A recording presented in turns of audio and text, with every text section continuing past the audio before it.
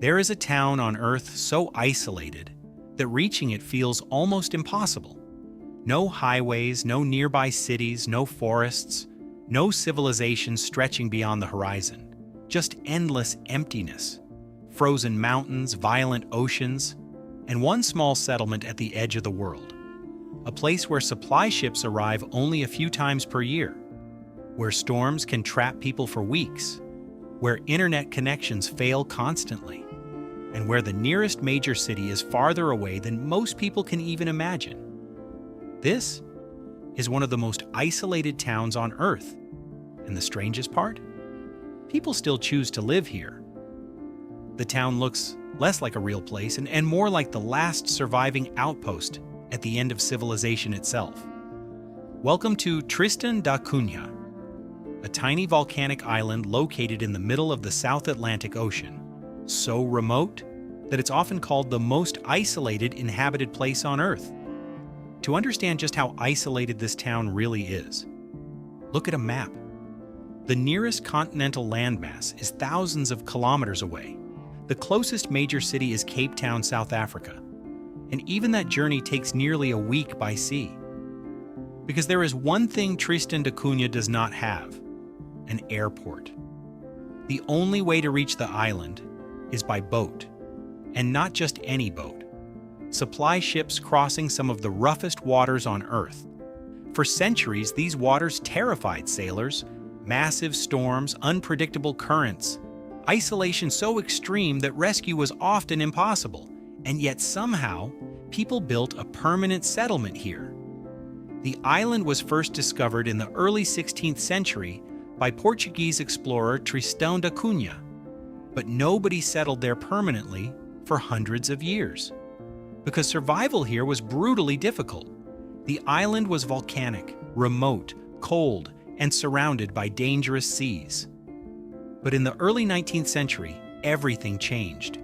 The British Empire decided to establish a small settlement on the island, partly to prevent enemies from using it as a military base after Napoleon Bonaparte was imprisoned on St. Helena nearby.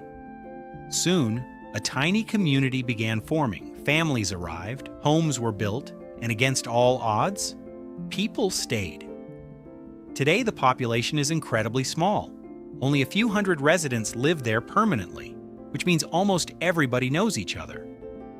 Families have lived on the island for generations. Some residents have never even left. Imagine growing up in a place where everybody knows your name, where there are almost no strangers, and where the outside world feels unimaginably far away. Life on Tristan da Cunha operates differently from modern society. There are no massive shopping centers, no traffic jams, no skyscrapers, no fast food chains, no airports filled with tourists.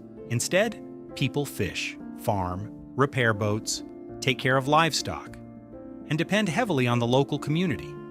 At first glance, the island almost feels peaceful, even beautiful. But isolation comes with a price. Medical emergencies become dangerous. Supplies can take weeks to arrive. Bad weather can completely cut the island off from the rest of the world. And internet access remains limited compared to most modern countries. Residents often wait months for cargo deliveries. Everything from food to machinery to medicine must cross thousands of kilometers of open ocean. And when storms arrive, the island can become completely trapped. But perhaps the most terrifying moment in Tristan da Cunha's history came in the 1960s, when the volcano erupted. Without warning, earthquakes began shaking the island. Fear spread quickly across the tiny settlement. Then smoke appeared near the mountain. The volcano was waking up. For the first time in generations, the entire community faced possible destruction. Families packed belongings, livestock was abandoned, and the entire population evacuated by ship to England. Imagine leaving behind the only home you've ever known, unsure if you would ever return again. For many residents, England felt alien. Crowded cities, noise, traffic, modern life, everything was different.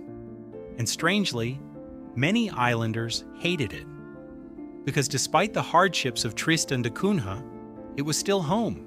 A few years later, after scientists declared the island safe again, most residents chose to return. Back to isolation, back to storms, back to the edge of the world.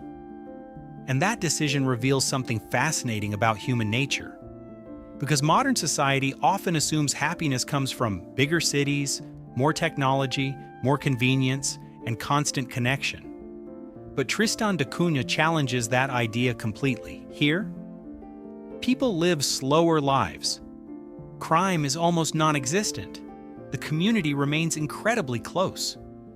And despite living in one of the most isolated places on Earth, many residents say they would never want to leave. In a world obsessed with speed, this tiny island survived by remaining disconnected. But isolation is changing, slowly. The internet is arriving. Globalization reaches further every year. Modern technology pushes even remote places closer to the outside world. And many wonder how long towns like Tristan da Cunha can remain the same. Because once the modern world fully arrives, places like this rarely stay untouched forever.